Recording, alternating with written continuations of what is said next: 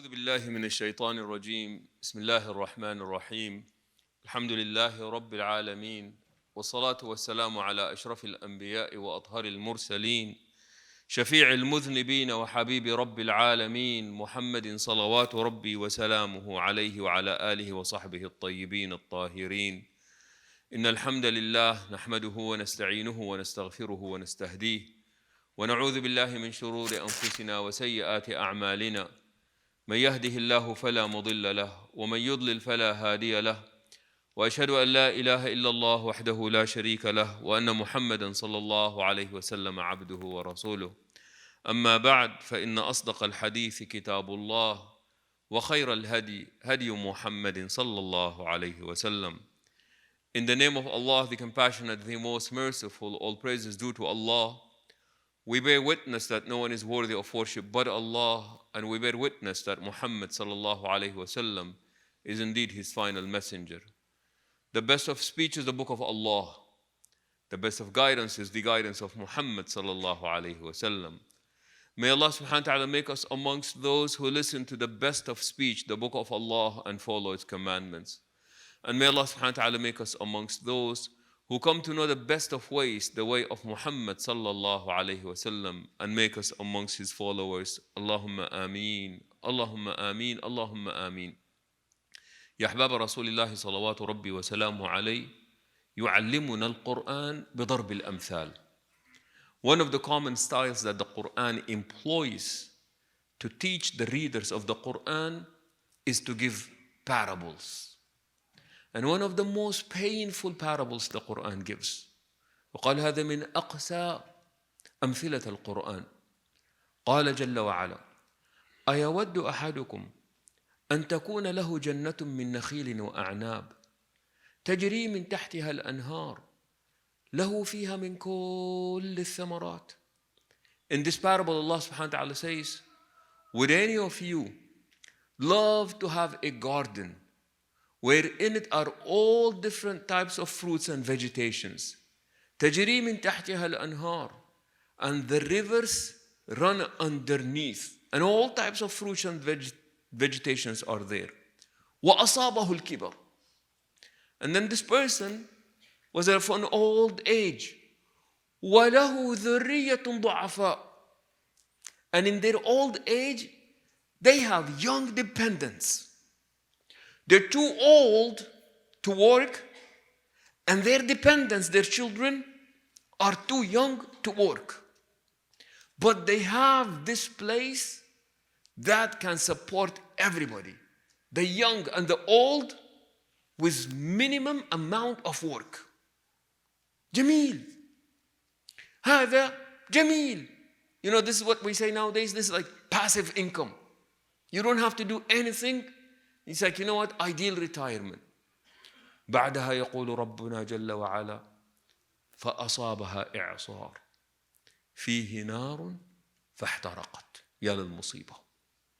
Then at that point the Quran says, after giving us this very beautiful picture, then the Quran says a hurricane takes place, whirlwind takes place, and in it is fire, and it burns everything down to ashes.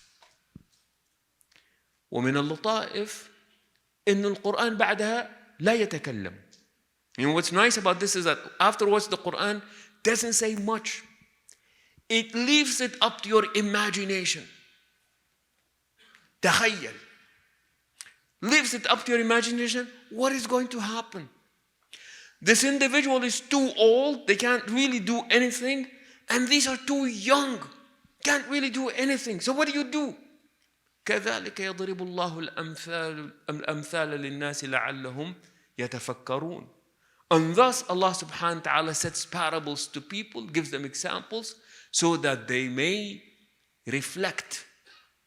The Quran doesn't say, what are you supposed to reflect about?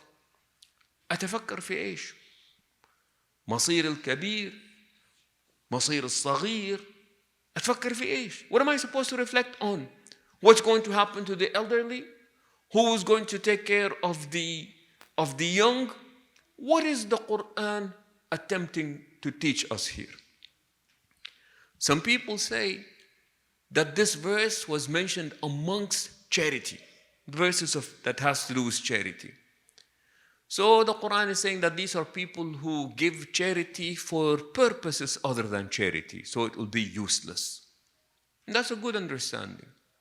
And other people, the Quran is saying the parable may be about charity, but the example that is being set is a struggle that sometimes parents have. And that is, as a parent, what is it that I want to leave my children with? You know, summertime is coming up very soon. And summertime is a challenging time for us parents. Summertime, especially June, July, and August, happens to be during which most young people try new things. Try new, illegal, risky things. Because three things are going on: a lot of free time, boredom, and less supervision. For young people, this is what we call a recipe for disaster.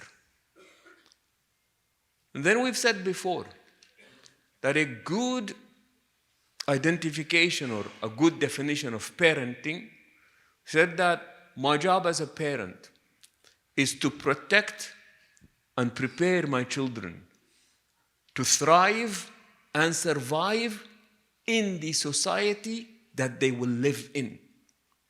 عملي كأب كأم كمربي إني أحمي أولادي حتى يزدهروا ويتعايشوا في المجتمع الذي يكبروا فيه.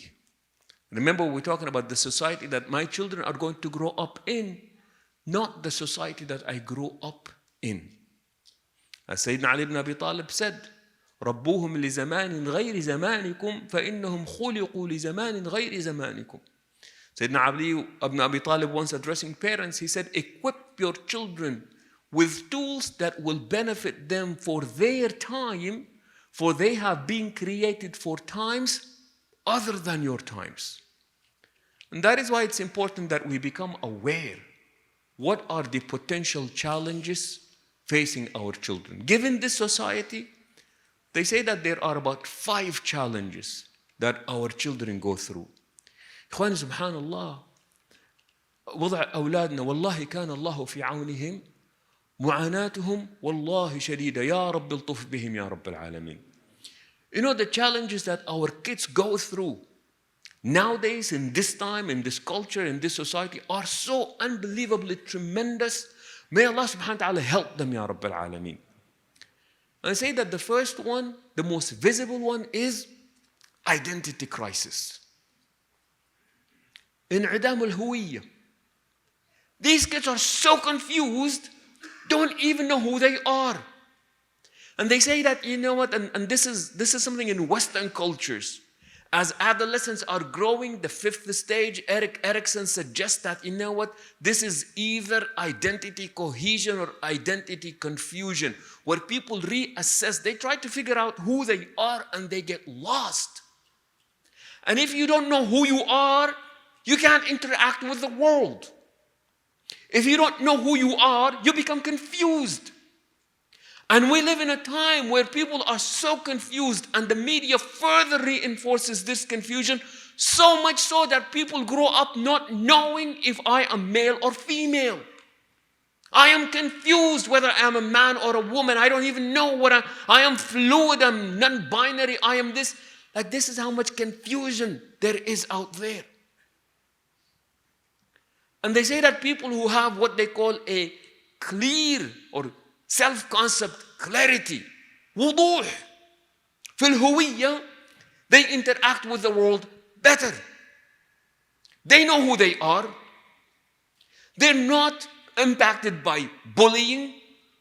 They cruise because there is this clarity. شوف هذا الوضوح يدعو إليه القرآن. قال ربنا جل وعلا ومن أحسن قولا ممن دعا إلى الله وعمل صالحا وقال إنني من المسلمين. Allah subhanahu wa ta'ala tells us about the need to have that clarity in your self-concept. And who's better in his speech than the one who believes does righteous deeds and proclaims, I am one of the Muslims. وَقَالَ إِنَّنِي مِنَ الْمُسْلِمِينَ. I am one of the Muslims. Because Allah subhanahu wa ta'ala, our creator, knows what is important for us. This idea of clarity in self-concept and clarity in identity. Kids are so confused about their beliefs, confused about their values, confused about the cultural background and the cultural values that their parents have told them. And that is why you see young people trying different things. Because they're confused. They don't know who they are. Any small reassessment, they just constantly, and especially with the name brand nowadays, there is so much confusion there.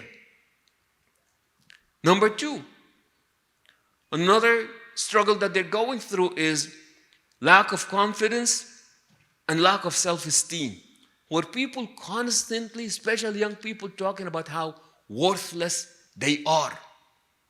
Give you an example. One study suggested that 97% of women on any given day, there is one thing about their body that bothers them every single day. 97% of women. Somebody jokingly said, and the other 3% are lying. But listen to this. When 97% on daily basis, they are dissatisfied with something about themselves.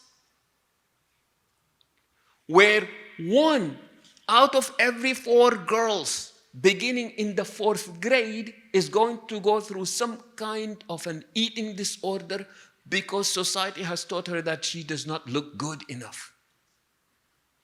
People just walking around saying that I am worthless.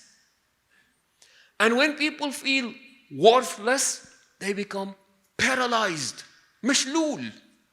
You don't do anything. You don't believe that you can contribute anything because you believe that you are worthless.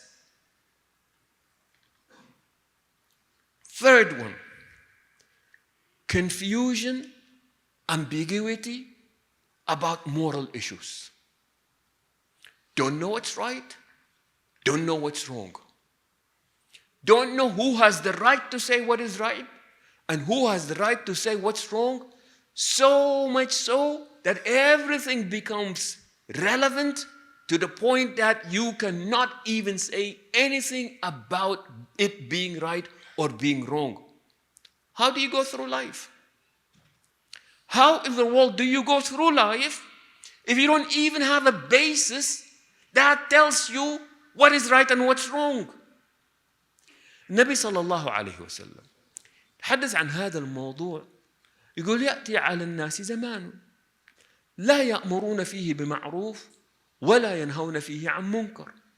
Prophet صلى الله عليه وسلم spoke about a time when people are going to be so confused about right and wrong that people will become silent.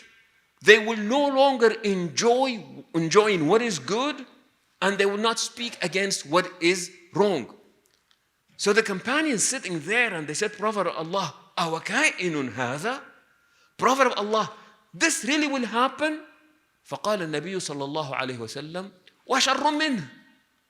Not even this, even worse than this is going to happen. كيف يا رسول الله؟ قال يأتي عليهم زمان يأمرون بالمنكر وينهون عن المعروف. He said it'll be so bad that not only people will not say anything about right and wrong, but they will literally command of that which is evil and they will prohibit that which is right. And again, remember, we're talking about our youngsters. We're talking about young people who may not have been exposed to the moral grounding, that people who belong to an older generation may have had. Because in older generations, right and wrong was very clear. Nobody questioned that. Your job was to follow. We're not saying that people ought not to ask questions, but questioning the obvious does not make you smart. As they say, some people are so open-minded, their brains fell out. Literally, that's what people have been told. Literally, this idea of think, you know what they say? People want the comfort of an opinion without the discomfort of thought. You want to have an opinion, but without the discomfort of actually doing the work to get to that opinion. So what happens is that these kids are so confused, moral ambiguity about what is right and what is wrong.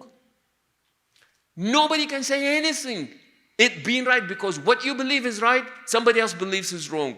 What you believe is wrong, somebody else believes is right. Well, how do I navigate myself in this world? How do I do this? I listen to this, they seem to have a point. I listen to this, they seem to have a point. And I am so confused.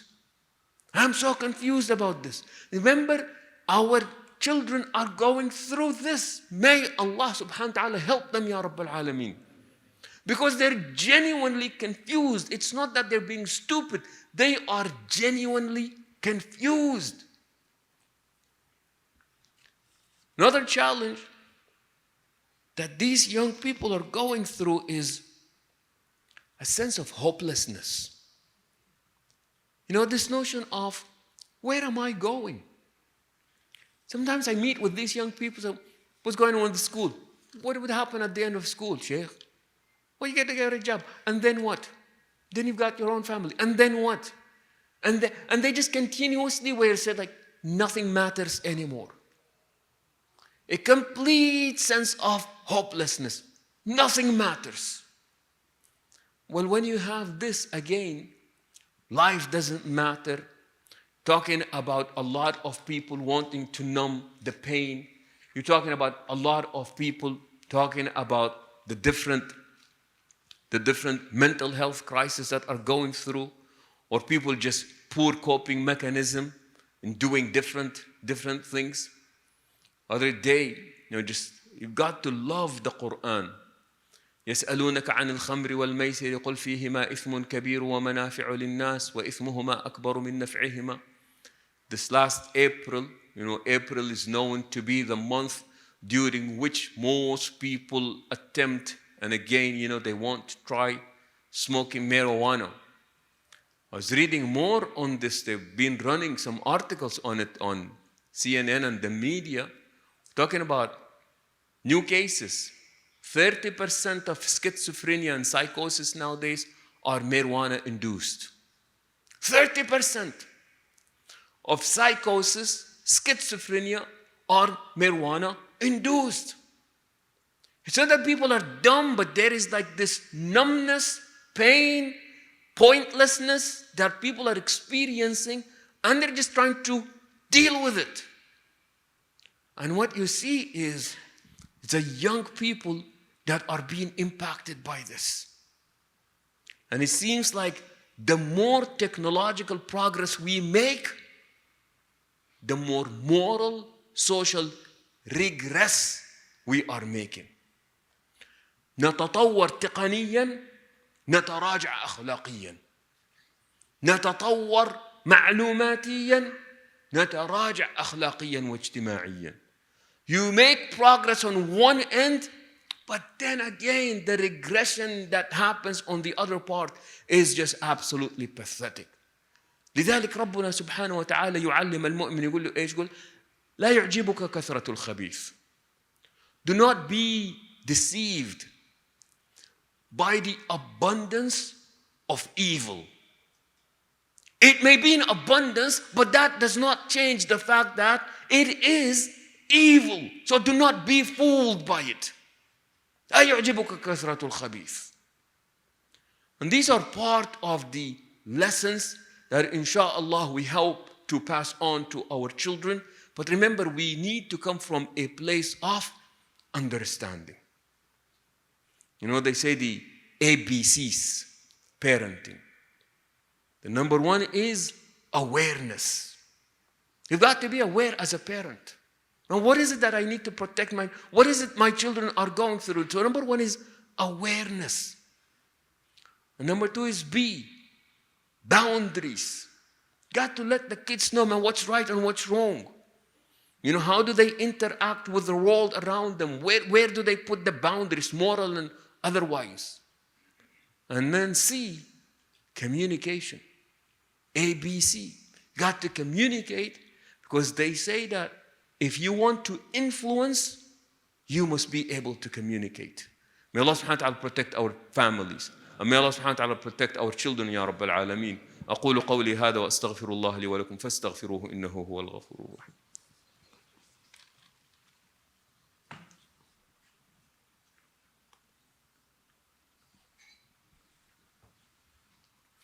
الحمد لله وكفى الصلاة والسلام على رسوله المصطفى وعلى من بآثاره اقتفى.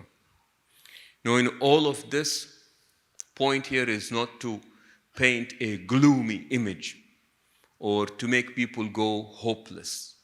But the point here is that we become aware so that we know how to address and we know what it is that we want to address. And inshallah, this summertime, we do have what we believe to be a very good summer program for teenagers. And these would be the type of issues that we would love to discuss with our youngsters. Creating a strong sense of identity. Building a strong foundation. How do I know what is right and what is wrong?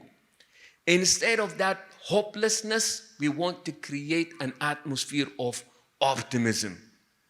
Instead of that worthlessness and low self-esteem, we want to instill a sense of pride and purpose. And inshallah, we're hoping that we would use the months of June and July as an opportunity to help our youngsters, inshallah, in these areas. Program starts absolutely the 1st of June, and it goes all the way into the mid of July. It will be from 10 a.m. to 2 p.m.